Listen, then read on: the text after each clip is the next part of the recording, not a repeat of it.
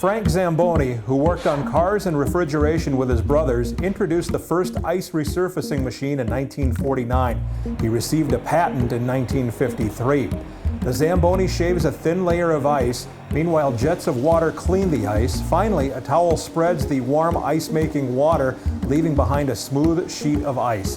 When the machine resurfaces the ice, it is capable of removing close to 2,500 pounds of compacted snow, while it can leave behind about 1,500 pounds of water. We celebrate Frank Zamboni's invention. That's why I'm Aaron Sims, and this is Chillin' on a Zamboni. One of my favorite songs ever is by a great musician, Steve Earle, and there's a lyric in there that says, "Tell me a story about a fellow with a crazy dream." It goes on to talk about how he wins the prize, all of this stuff, right? You think of all the great sports movies that we love as an audience. Hoosiers, Miracle, Bad News Bears. We like these movies where we pull for the underdog. That's, as a people, I think we all pull for the underdog. When you think of guys who were first-round draft picks in any sport, you don't necessarily think of those guys as underdogs. But I think the Milwaukee Admirals this season have a guy who is pretty special, and he probably started his career as an underdog. And here he is right now. It's Admiral center Cody Glass. Glasser, you want to go for a spin? Let's do it. All right. This is your first time on a Zamboni. Yes, first time. Came close to it, but I think my brother ended up going on and I had to sit and watch him. So what does that mean? Your brother ended up going, you were at a game or something and he won the prize, or what happened there? Yeah, I think that was during one of the intermissions. I think it was like a junior A game or something like that. I think my brother ended up getting onto it. So was there a fight? Not really. I think I was more scared if anything. I think I was a little bit too young at the time, and I think I was a little bit scared of the Zamboni. When you think of first-round draft picks, you think of guys who went to every school and they went to every tournament and they went all around the world. And your story, I think, is very interesting because you did not do that. Yeah. You kind of relatively speaking, you were kind of late to the eyes of the scouting world. Would you agree? I would think so, yeah. I never played at any schools, any prep schools growing up, just because my family never really had the money for it. Yeah. So I always played just for the team that was around. And I feel like my year was the last year of pretty much doing so, and now I think everything is just taken over with prep schools and stuff like that. But yeah, I took more of the traditional route of just playing where I was supposed to, my home rink, stuff like that. So how do they find you in Portland? You're a first-round pick in the Western Hockey League. How do they find you out there when you're not playing at these places where all the scouts are gathered? Portland had a Winnipeg scout, actually a Manitoba scout, I should say. His name's Brad Davis. I always talked to him when I was 14. That's when the Bantam draft was, and I felt like that was the only WHL team I actually talked to. And I was very lucky enough to get drafted to Portland, but like it being said, that's the farthest team possible from Winnipeg, Manitoba, right. So I never really had an idea.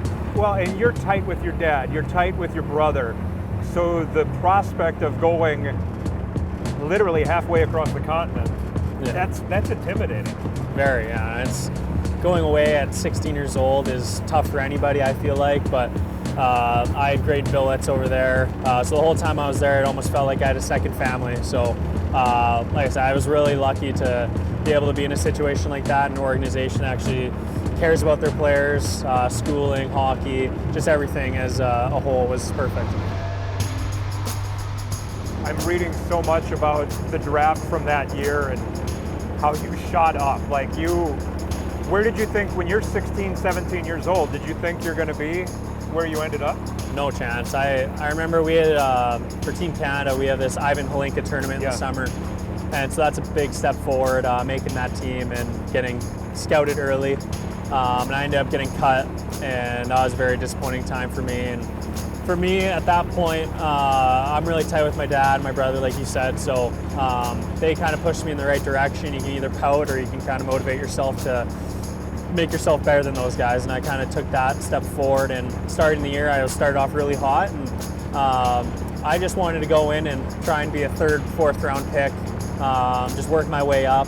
And as I was going, I just kept getting better and better throughout the season, and my rank kept going higher and higher, and ended up getting me drafted in the first round. I think for you with that, and then and how you drove yourself along with your family support to be where you are and to get where you are, and your brother goes through med school, like he's a 4.0 student, right? Yeah. Through med school and all of this stuff. Like yours is a great family story. I mean, if you were American, we'd call it the American dream.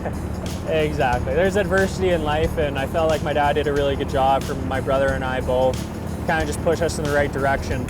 And I felt like me and my brother kind of went separate ways. He's kind of got the brain in the family of the schooling, and then I got the athletic ability. So I feel like my brother, he's done a great job in school. I couldn't do what he does. He sits in a room 8 hours a day, studies his butt off, and I wouldn't be able to do that. And that's so I give him a ton of credit doing that.